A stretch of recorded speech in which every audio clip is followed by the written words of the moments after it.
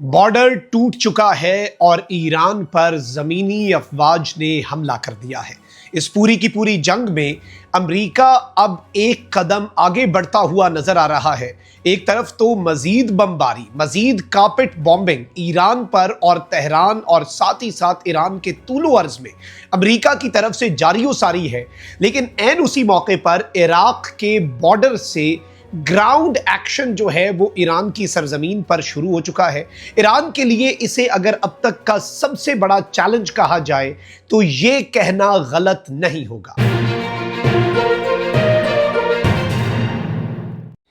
बिस्मिल्लाहिर्रहमानिर्रहीम, अस्सलाम वालेकुम। मैं हूं मखदूम शहाबुद्दीन। 5 मार्च 2026 जुमेरात का दिन।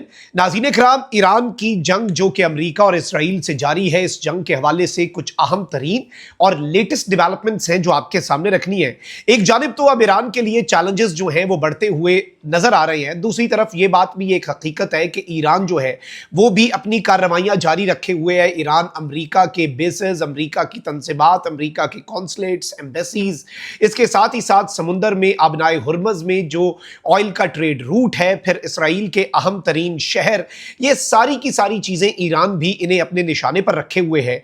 लेकिन वहीं दूसरी जानिब अब बाज़ाब्ता तौर पर ईरान जो है उसके ऊपर अमेरिका ने मजीद हमले जो हैं उनकी तादाद में इजाफा कर दिया है। बल्कि अगर यह कहा जाए कि इन हमलों की इंटेंसिटी और इन हमलों की फ्रीक्वेंसी दोनों में इजाफा हो चुका है, तो यह कहना कतन गलत नहीं होगा। सारे डेवलपमेंट्स एक एक करके मैं आपके सामने रखता हूं, और उससे पहले दरखास्त वही है कि हमारे इस चैनल को भारत, अफगानिस्तान और पाकिस्तान मुखालिफ मुतअद्दिद अकाउंट्स की तरफ से रिपोर्ट किया जाता है। इस रिपोर्टिंग का असर जाहिर करना आपके हाथ में है। इस वीडियो को लाइक करें, एक के बजाय ज्यादा से ज्यादा कमेंट्स करें, और अगर हो सके तो इस वीडियो को आपने मुख्तलिफ व्हाट्सएप ग्रुप्स में शेयर भी करना है। सबसे पहले तो ईरान जो है वो इस वक्त एक बड़ा सख्त मौकिफ अपनाए हुए है, और ईरान के पासदारान इंकलाब ने यह स्टेटमेंट जारी की है कि आबनाए हुर्मज से एक तेल की बूंद जो है वो भी आगे हम नहीं जाने देंगे। इसके साथ ही साथ ईरान जो है उसके खिलाफ जंग में अब अमेरिका जो है वो भी शिद्दत लाता जा रहा है। लेकिन ईरान साथ साथ ये भी कह रहा है कि अमेरिका और इसराइल मिस कैलकुलेट कर गए, हमने दुश्मन को संगीन नुकसान पहुंचाया है। इस सब के अंदर अहम तरीन चीज ये है कि अमेरिका जो है वो इस वक्त आबनाए हुर्मज का कंट्रोल ईरान से छुड़वाने में नाकाम है, और खाम तेल की कीमतों में मजीद इजाफा होता जा रहा है। वहीं दूसरी जानिब इसराइली फौज ने भी ये स्टेटमेंट जारी की है कि ईरानी हुकूमती ढांचे के खिलाफ हमने बड़े पैमाने पर हमले शुरू कर दिए हैं। और इसके साथ अब जो इंडिया में गया हुआ था पीस के टाइम्स में, जमाना अमन में, ईरान का नेवल फ्रिगेट, उसे जो निशाना बनाया गया है, उसके हवाले से भी ईरानी वजीर खारजा ने कहा है कि इंतहाई जुल्म का इर्तिकाब किया है अमेरिका ने ईरानी फ्रिगेट को निशाना बनाकर, और इसका बदला जो है वो भी लिया जाएगा। अमेरिकी वजीर जंग जो है उन्होंने इसराइल को यह अब पैगाम भी दे दिया है कि आखिर तक हम कार्रवाई जारी रखेंगे, हम आपके साथ हैं।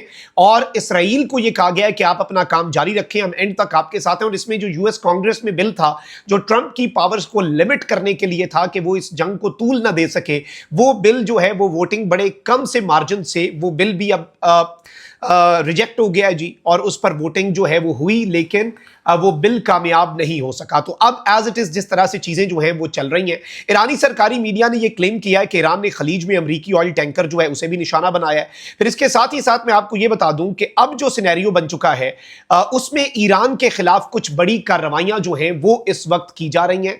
और इससे पहले डोनाल्ड ट्रंप ये बात कर चुका है कि ट्रूप्स ऑन ग्राउंड, यानी ईरान के सरजमीन पर अपने फौजी भेजना, इस पॉसिबिलिटी को हम रूल आउट नहीं कर सकते। ये एक बहुत बड़ी बात थी। लेकिन मैंने, अगर आपको याद हो कि इससे पहले 3-4 हफ्ते पहले भी ईरान पर एक स्ट्राइक की बात हो रही थी, उस दौरान भी मैंने आपके सामने अपने व्लॉग में एक नुक्ता रखा था कि अमेरिका अगर ग्राउंड ऑपरेशन करता है ईरान के अंदर, तो अमेरिका डायरेक्ट शायद अपने कमांडोज को, अपने फौजियों को, अपनी डेल्टा फोर्स को, अपने जो ब्लैक हॉक हेलीकॉप्टर्स हैं उन्हें उस तरीके से ना उतारे, बल्कि उसका आगाज जो है वो कुछ मकामी मलेशियाज जो होते हैं इन मुख्तलिफ इलाकों के अंदर, मुसल्ला गिरोह, उनका इस्तेमाल अमेरिका कर सकता है। उन्हें हथियार, साजो सामान प्रोवाइड करके ये कह सकता है कि आप ईरान के ऊपर चढ़ दौड़ें और ईरान के खिलाफ आप ये कार्रवाई करें। अब एग्जैक्ट उसी तरह की चीज हो रही है, लेकिन उससे पहले एक और बड़ी डेवलपमेंट ले लें। तल अवीव की मिनिस्ट्री ऑफ डिफेंस का जो एरिया है उसके ऊपर भी रिपोर्टेडली ईरानियन एक स्ट्राइक, और इस सब के अंदर कुछ बड़े तशवीशनाक तरीन चीजें जो हैं वो वहां से आ रही हैं।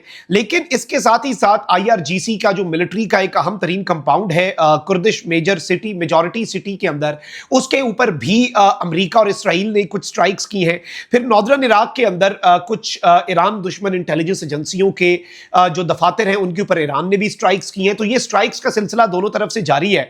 लेकिन मैं आपको ये बता दूं कि ईरान के शहर जायदान में भी बड़े शदीद तरीन बॉम्बिंग्स हुई हैं, बल्कि उन्हें कारपेट बॉम्बिंग्स जो है वो बहुत से डिफेंस एनालिस्ट जो है वो करार दे रहे हैं।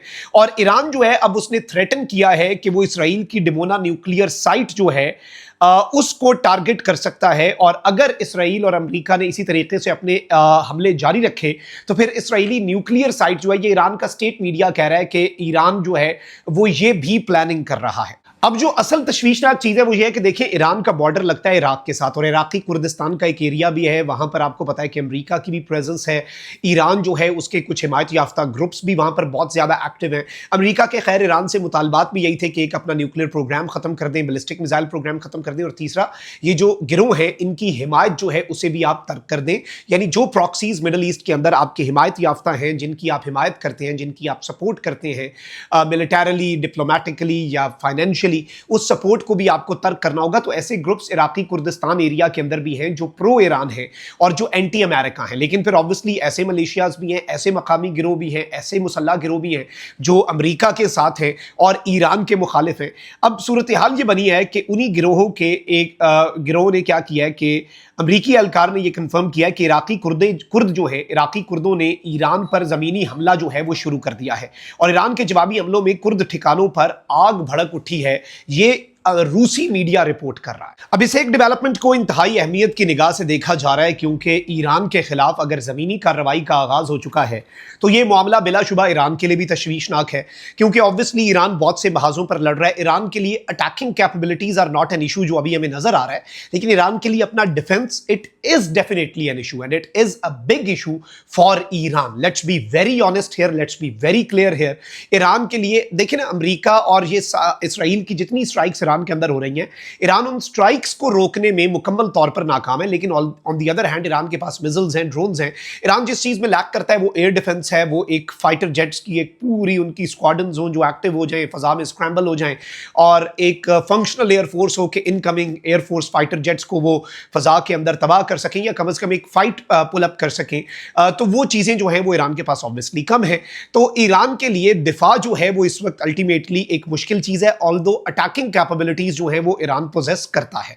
अब इस सब के अंदर कुर्द जंगजू जो है उन्होंने ईरान पर जमीनी हमला शुरू कर दिया है और अमरीकी हुक्काम जो है उनके हवाले से यह दावा किया जा रहा है कि उन्होंने कुर्द बागियों को असला दे रहे हैं।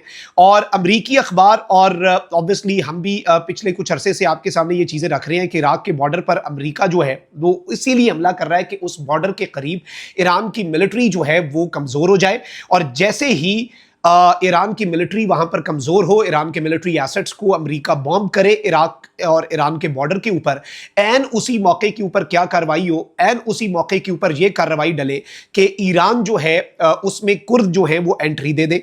और इस सब के अंदर मैं आपको यह बता दूं कि यह रिजीम चेंज की बात नहीं, बल्कि अमेरिका ऑब्वियसली इस सब के अंदर कुछ और भी ऑब्जेक्टिव्स होंगे अमेरिका के। एक तो यह कि ईरान जो है उसके अंदर जरा स्टेबिलिटी, अगर एक इंटरनल स्टेबिलिटी है उसे भी हिट किया जाए, यानी ऑन ग्राउंड अपने ट्रूप्स उतारे बगैर। क्योंकि देखिए, अमेरिका के मिडिल ईस्ट के अंदर जो बेसिस थे वो अमेरिका की स्ट्रेंथ थे। अमेरिका ने ईरान को चारों तरफ से घेरा, लेकिन अमेरिका के वही बेसिस जो हैं वो अमेरिका की वीकनेस भी बन गए, वो इस तरह से कि वो ईरान की स्ट्राइक रेंज में भी आ गए। इसी तरह से ट्रूप्स ऑन ग्राउंड स्ट्रेंथ नहीं, वीकनेस भी होता है, क्योंकि आपके ट्रूप्स डायरेक्टली गोली का निशाना बन सकते हैं, डायरेक्टली वहां पर खाना जंगी का निशाना बन सकते हैं। तो अल्टीमेटली मुझे लगता है कि ट्रूप्स ऑन ग्राउंड से पहले ये कुर्द जो बागी हैं उन्हें यहां पर एंटर करना एक बहुत स्ट्रेटेजिक मूव जो है वो यूनाइटेड स्टेट्स का है, जिस पर बहुत अरसे से काम हो रहा था।